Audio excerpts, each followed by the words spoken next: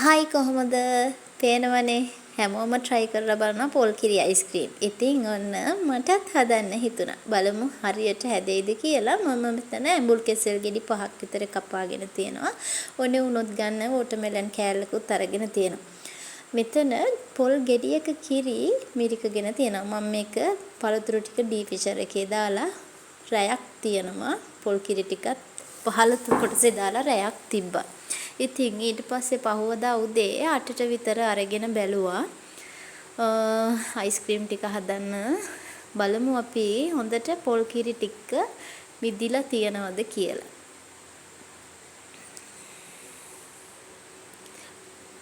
මෙන්න තියනවා.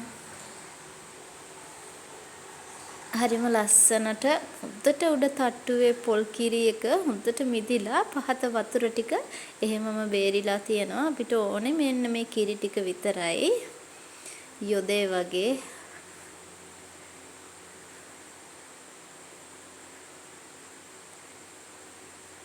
ඊට පස්සේ ඉතින් අපිට අර ඉතුරු වතුර වගේ තියෙන ටික අවශ්‍ය නම් වෑංජනයකට දාලා උයා ගන්න දිය කිරි හැටියට පාවිච්චි කරන්නත් පුළුවන් ඉතින්. මේ විදිහට ඔක්කොම ටික අරගන්න. ගන්න අපහසුයක් නැහැ. හොඳට ගන්න පුළුවන් මේ හැන්දෙන්. ඊට පස්සේ ඉතින් මම මේකට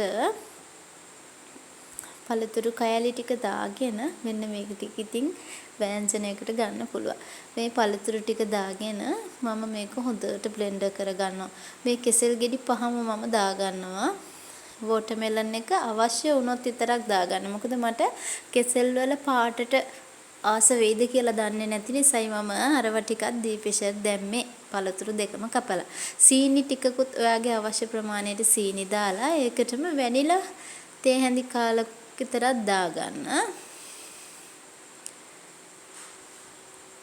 ඊට පස්සේ මේ ටික කෑලි නැති වෙනකම් හොඳට මේ වගේ බ්ලෙන්ඩර් කරගන්න. බලන්නකෝ කෙසෙල් විතරක් දැම්මට පස්සේ මට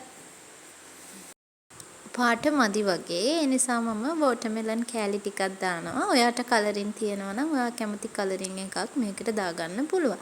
ඊට පස්සේ ඒකත් හොඳට බ්ලෙන්ඩර් කරගත්තාම මෙන්න මේ විදිහේ ලස්සන කලර් එකක් ආවා.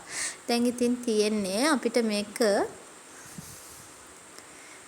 හිස් අයිස් කප් එකකට දාලා මේ විදිහට මම ශීතකරණය පැය 4ක් විතර තියලා තිබ්බා පළවෙනි පාරට.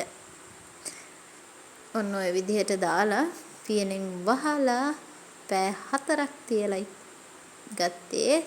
දැන් බලමු පැය 4කට පස්සේ කොහොම තියෙයිද කියලා. මේ තියෙන ටිකක් තද ගතියකට දැනෙනවා. තාම හොඳටම තද වෙලා නැහැ.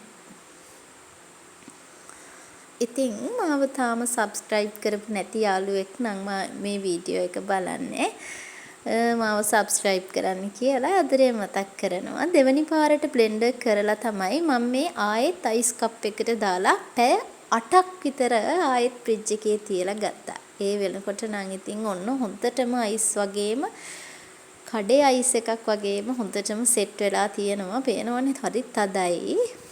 ඉතින් මට පොඩි අවුලක් තියෙනවා. මට මේකේ කෙසෙල් රස වැඩි. මම කෙසෙල් රසට ආස නැති නිසා පොඩ්ඩොන්ට නම් ඉතින් අයිස්ක්‍රීම් මොනවා වුණත් කමක් නැහැනේ. පේනවනේ.